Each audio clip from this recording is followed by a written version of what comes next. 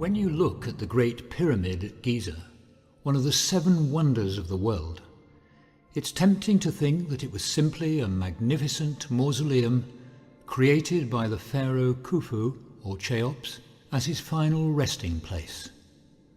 But as we'll see, that is far from the truth.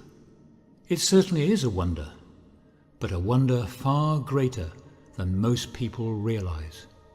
Strangely, the Great Pyramid has none of the normal characteristics of Egyptian tombs, like hieroglyphs, extravagant artifacts, ornate wall art, or elaborate coffins.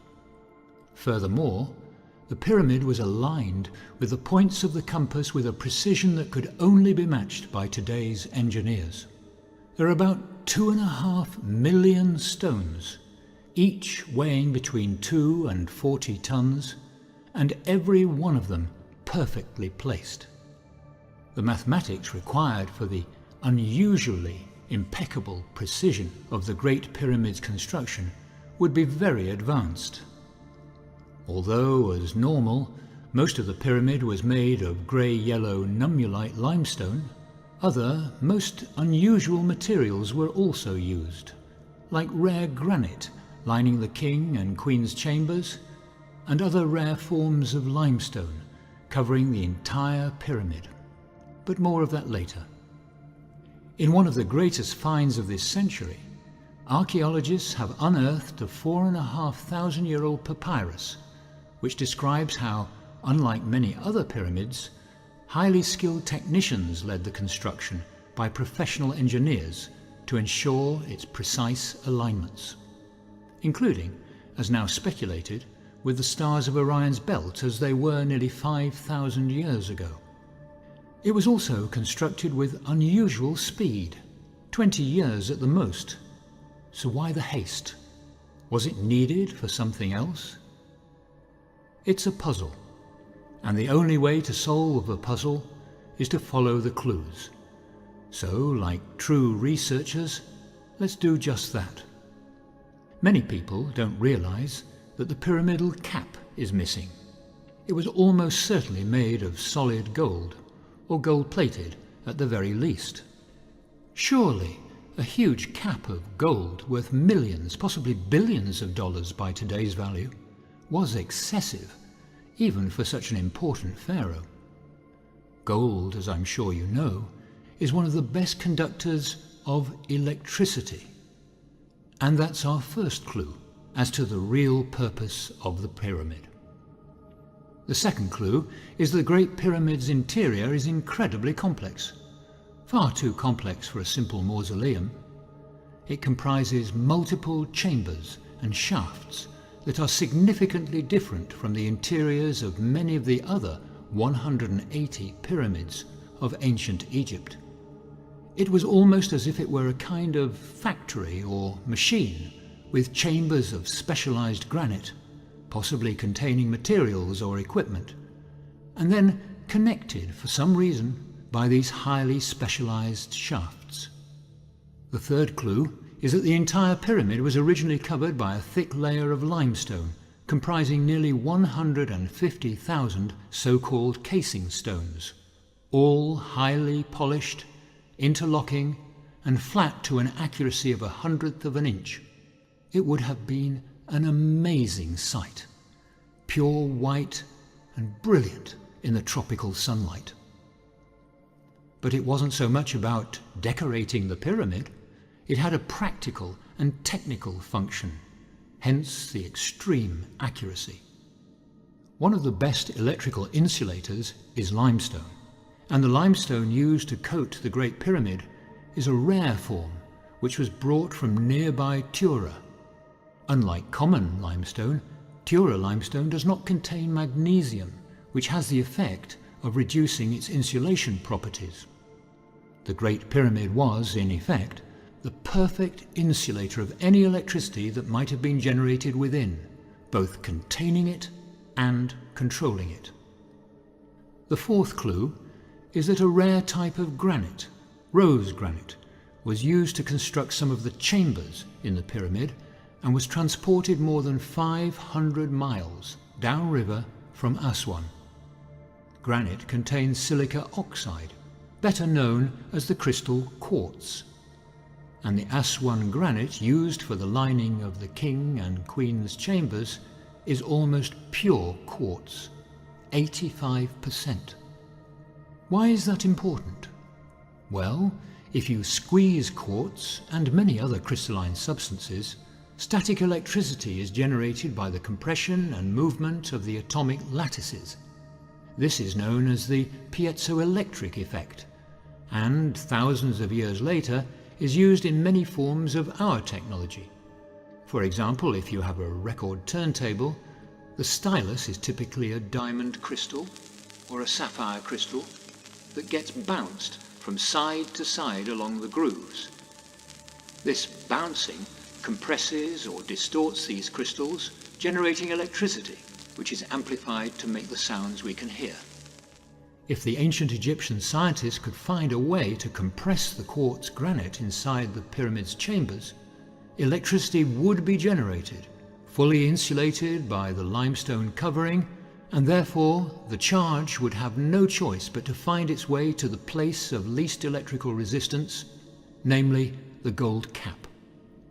So, the only remaining clue we have to find is to see if there's any concrete evidence about how the ancient Egyptians could have compressed the quartz crystals in the granite body of the pyramid. And that clue is in the nature of the otherwise inexplicable trace chemicals found in 2 of the shafts. What are these chemicals that really have no place within a burial mausoleum? First, there are traces of hydrochloric acid in the southern shaft of the Queen's chamber, and of hydrated zinc chloride in the northern shaft. If these chemicals are brought together in a confined place, they react very strongly, releasing huge quantities of hydrogen gas. Step 1. As we've said, the southern shaft of the Queen's chamber contained hydrochloric acid, and the northern shaft contained hydrated zinc chloride. But they were kept at separate ends because they can react together so violently. Step 2. When these chemicals were deliberately mixed together, released towards each other down the shafts and into the Queen's chamber, huge quantities of hydrogen gas would have been released. Step 3. This pressurized hydrogen gas could only flow into the Grand Gallery. Unusually, the Queen's chamber's shafts do not vent externally. After entering the Grand Gallery, the gas passed through 27 mechanical resonators, whose fixings are still in place. Resonance is simply the sound you get if, for example, you blow air across the top of an empty bottle. This sound is, in effect, highly excited, turbulent kinetic energy, which can be used for step 4. After travelling through the Grand Gallery, the turbulent hydrogen was forced into the King's chamber, where that rhythmical sound energy, created by the resonators, would pulsate against the granite walls, floor and ceiling, compressing and distorting the quartz, and through the piezoelectric effect that we looked at earlier, generate electricity. The Great Pyramid, by all the evidence and science available, may have been the engine of a great power plant, where hydrogen gas was used to create electricity that indeed could have been beamed wirelessly around the world, emitted by that gold cap in a way that is exactly the same as Nikola Tesla's amazing proposal for wireless electricity, a proposal that disappeared along with most of his papers. There is some evidence that the ancient Maya and other cultures were producing similar energy, forming a huge electromagnetic network in the ionosphere, which, it is suggested, might have been harnessed by UFOs. But in fairness, this is just speculation, fascinating though it is, and we are concerned here with hard, provable facts. Dr. Brett I. Cohen has proposed a somewhat modified version of the theory. Again, it's based on observable facts, but coming to a slightly different scientific explanation of how the pressure waves that compressed the granite were created. Apparently, according to Dr. Cohen, a highly respected physical scientist, there were traces of sulfuric acid in the southern shaft of the Queen's chamber, not hydrochloric acid, as Christopher Dunn has claimed. And in the northern shaft there is ammonium chloride as well as zinc chloride. Both of these could produce hydrogen without being mixed. And if that excited hydrogen were mixed with oxygen, just from the air, possibly by some form of blast furnace technique, a very powerful chemical explosion would occur. This explosion would create a massive blast wave or pressure wave, which, as with Christopher Dunn's explanation, would travel through the Grand Gallery and into the King's Chamber, violently compressing the granite walls, floor and ceiling, and thus creating electricity. A problem with this explanation is that when the hydrogen and oxygen react to produce an explosion, they also produce water, as we all know, and it would be in huge quantities. Where would it go? Luckily, there is a simple answer. Recently, aquifers, layers of trapped water, have been found directly beneath the Great Pyramid's mysterious subterranean shafts and chambers. Presumably, it's somewhere to drain the water. Because let's face it, dead pharaohs are not likely to need a water supply. But wouldn't there be evidence of these explosions? Recent research has uncovered a dark stain on the granite upper wall and ceiling of the Grand Gallery, where the explosions would have taken place. These stains appear to be the remnants of charring from heat. Furthermore, cracks have been discovered in the granite beams in the ceiling of the King's Chamber by renowned Egyptologist Stephen Mahler. When the blast of superhot gas rushed from the Grand Gallery into the King's Chamber, the pressure would, of course, have been enormous. It is entirely possible that apart from the piezoelectric compression, some actual damage would eventually occur, hence the cracks. But that's not the only evidence of controlled explosions. The Great Step outside the King's Chamber has evidently suffered extensive damage. Dozens of cubic feet have been blasted away. None of this damage is recent. It has been dated through analysis to the 5th century before Common Era. So what can we conclude from this? Through controlled chemical reactions in the connecting shafts, hydrogen gas was produced in the Queen's Chamber. This gas was either mixed with oxygen and thus exploded to create huge pressure waves, or was made turbulent by being passed over mechanical resonators. Either way, these pressure waves passed through the Grand Gallery to be trapped in the King's Chamber, where they would compress the granite walls, floor and ceiling, and thus create electricity in huge quantities through the piezoelectric effect.